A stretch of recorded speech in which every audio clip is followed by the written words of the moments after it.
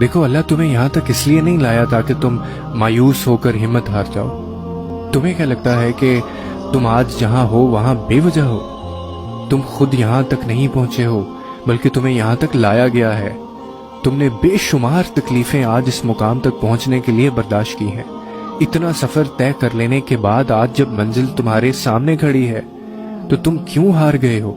اتنے کٹھن صبر کے بعد اب جب صلہ ملنے کا وقت ہے تو کیوں راستے میں ٹھہر گئے ہو؟ اٹھو، اب تو سفر ختم ہونے کو ہے۔ اب تم منزل کی نہیں بلکہ منزلیں تمہاری منتظر ہیں۔ اب تمہیں معجزوں کا نہیں بلکہ معجزوں کو تمہارا انتظار ہے۔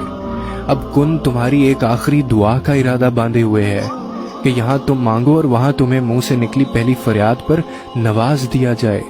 اب صبر کے زمانے گزر گئے ہیں، اب صلے ملنے کا وقت ہے۔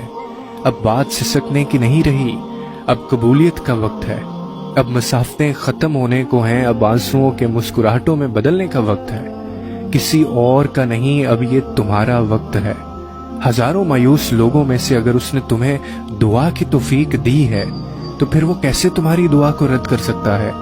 جس نے دعا کا حکم دیا ہے اس نے قبولیت کا بھی تو وعدہ کر رکھا ہے۔ تو پھر اس دل کو منا لو یقین پہ اور اس کو اپنی رضا میں راضی کر لو۔ اگر اس نے راضی نہ ہونا ہوتا تو وہ تمہیں کبھی بھی منانے کا اشارہ نہ دیتا، اور وہ یقیناً تمہیں وہ سب دینے والا ہے جس کے لیے تم راتوں کو اٹھ اٹھ کر رویا کرتے تھے۔